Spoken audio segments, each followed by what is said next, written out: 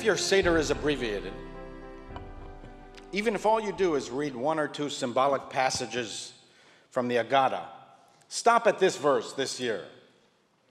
B'chol dor v'dor chayav adam lir'ot et atzmo ki'ilu hu yatza miMitzrayim. In every generation, every Jew should feel as if they were personally redeemed from Egypt.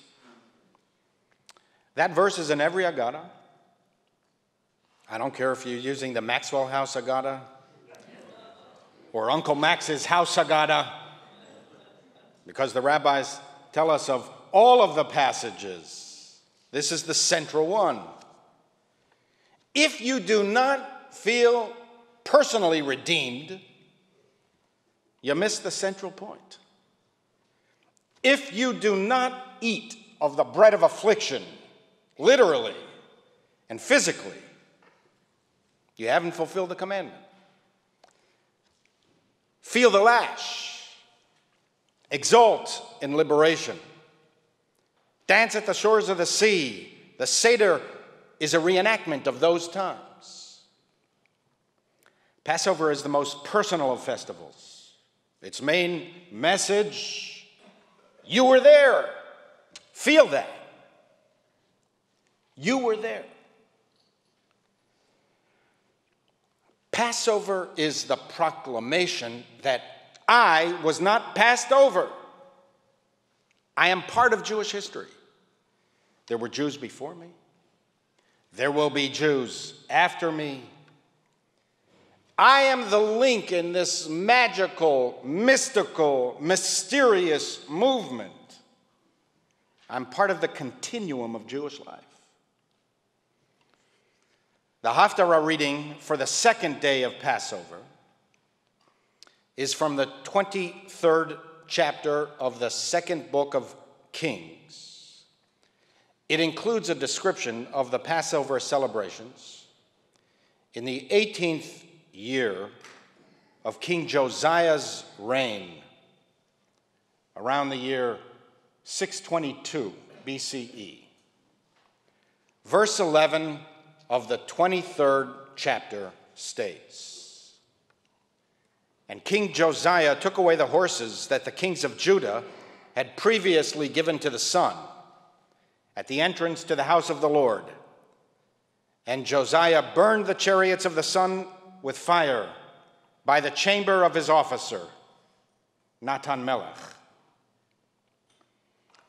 Considered among the greatest and most consequential of the Israelite kings, Josiah, Yoshiyahu, purged the Jerusalem temple of the idolatrous practices of his predecessors. There must have been some kind of ancient foreign ritual of dedicating horses and chariots to the sun. And the Israelites had become so corrupted by the time of King Josiah that the priests themselves performed this idol worship at the very entrance to the temple, the very house of God. And according to this verse, Josiah took away those horses and burned the chariots. And this took place by the chamber of one Natan Melech, an officer of the king. Hardly anyone has given any thought, ever, to Natan Melech. He's mentioned only once in the Bible, in this verse. And he's mentioned only in passing. The point of the verse is not to tell us about Natan Melech. It is to locate where King Josiah burned the idolatrous chariots. It was by the chamber of his servant, Natan Melech. Natan Melech must have been such a prominent public official that everyone knew where he lived. To say, by the chamber of Natan Melech, would have been enough for the ancient reader or listener to know precisely the location in Jerusalem.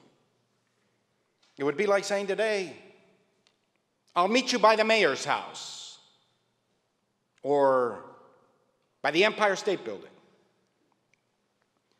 2,641 years later, this very week, that man, Natan Melech, has vaulted back from near obscurity and thrust into the very heartbeat of Jewish history. Natan Melech has come alive, back from the long dead. The man mentioned only once in connection with Passover rituals, and only in passing has returned just in time for Passover. Israeli archaeologists announced that they discovered an ancient seal impression with his name, the size of a fingernail or two. The tiny clay tablet used in antiquity to seal documents was imprinted with ancient Hebrew letters that spelled Lenatan Melech Eved HaMelech, belonging to Natan Melech, the servant of the king. That was him. It had to be him. The same Natan Melech, the king's servant, mentioned only once in passing in the second day Haftarah reading in the book of Kings, chapter 23, verse 11. I stared and stared at the pictures this week online all week. Natan Melech might have personally held this seal in the palm of his hand. The same Natan Melech. And if not him, a member of his staff, some ancient Jew, made it. Millennia ago, one of our Jewish ancestors imprinted the letters and baked the clay in the kiln. And someone, Natan Melech or his staff, sealed a document with it. One of our ancestors walking the ancient streets of Jerusalem, the same streets that hundreds of Stephen Wise members have walked together. Someone walked those streets who carried a document in his hands with the seal of Natan Melech, and it was presented to the world this week. It was found inside the ruins of a massive building where a very wealthy Jerusalemite must have lived. Charred remains of wooden beams were discovered inside the house. Israeli archaeologists carbon dated, and they tell us that these are the remains of the fire set by the Babylonians in the year 586 BCE that destroyed the first temple. And there, inside that home, this tiny seal was discovered by the charred wood from the Babylonian fires of 586 BCE. The parchment, the document that was under the seal, of course, did not survive the fire. But the seal did. It was made of hardened clay. Oh, what I would give to read that document. Natan Melech spoke in the name of the king of Israel, Yoshiyahu, one of the pivotal leaders in all of Jewish history. Scholars tell us that Judaism might not have even survived if it wasn't for Josiah, who, they speculate, found or wrote some version of the book now known as the Book of Deuteronomy. the last book of the 5 books of Moses. We were well on the way to oblivion. Like all the other nations of antiquity that were conquered by Egypt, Assyria, Babylonia, Persia, Greece, Rome, the superpowers of the ancient world. Josiah rebelled. Josiah fought back. Josiah restored the temple. Josiah either discovered or wrote Deuteronomy. Without Josiah, would we even be here? And Natan Melech, one of his officers, was a pivotal figure because he helped save Judaism while it was still in its infancy through serving the king of Israel, without whom scholars suggest that Judaism may not have survived at all. And therefore, even though Natan Melech was mentioned only once, in passing, he was a critical figure. He was a high-ranking official of the indispensable king. And this week, his seal lay in the hands of 21st century explorers of buried Jewish treasures who are slowly but surely discovering the ancient secrets of our people and uncovering the ancient mysteries of Jerusalem. And in the process, they're validating the Bible, the fountainhead of Jewish life. It's simply overwhelming.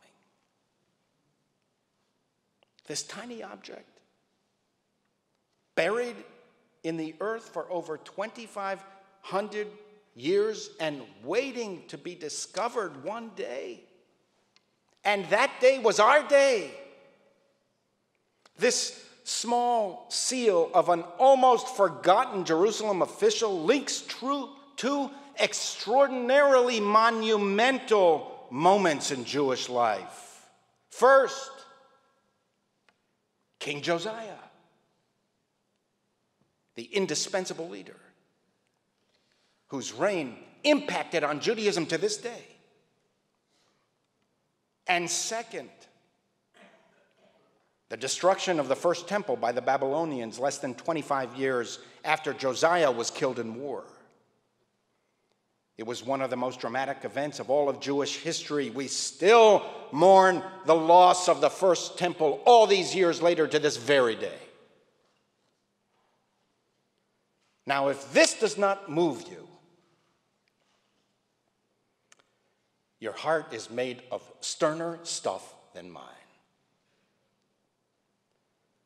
Bechol dor vador, in every generation, every Jew should see himself as he was personally there. I see it all. I see it in my head. My mind's eye creates a vividness that astonishes me. I recreate it all in my imagination.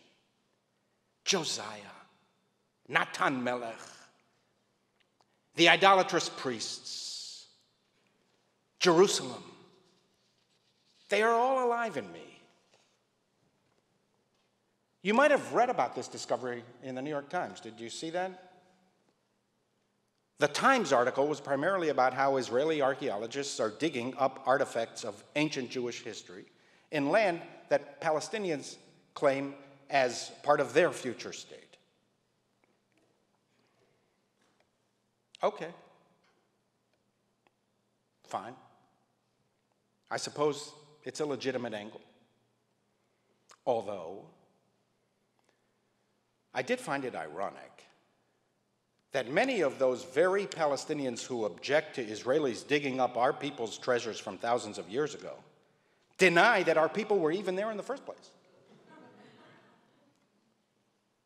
It's all made up, they say. A Zionist plot, concocted and imposed by European colonialists who have no connection to the land of Israel. Yasser Arafat calmly told Bill Clinton at Camp David, there never was a Jewish kingdom, it was all fabricated. But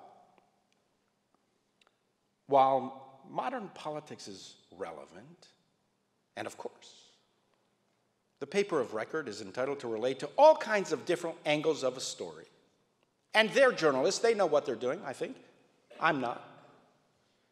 You, at least, should also listen to rabbis and learn from Jewish teachers. Don't miss the essence. Natan Melech lived. Natan Melech lives now. All you have to do is imagine him in your head.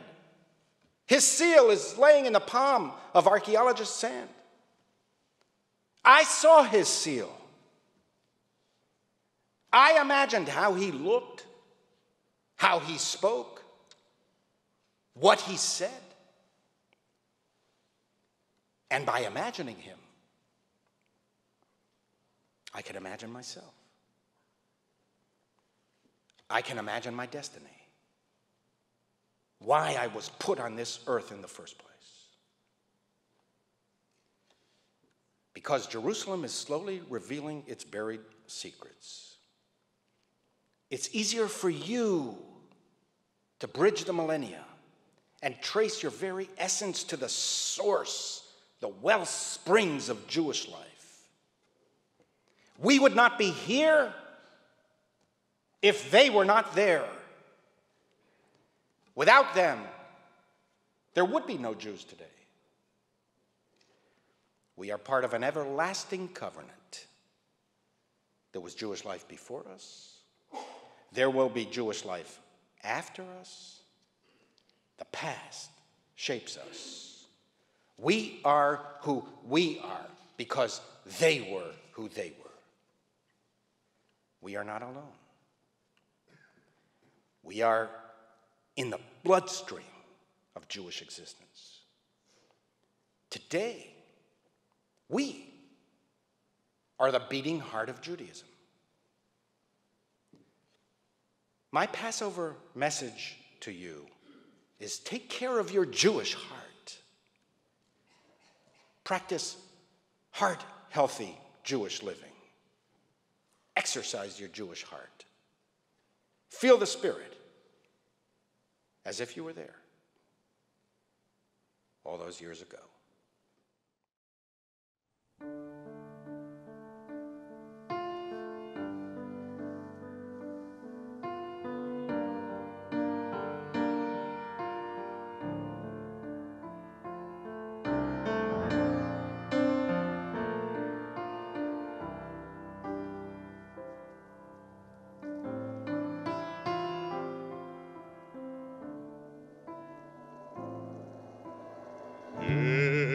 של שושנים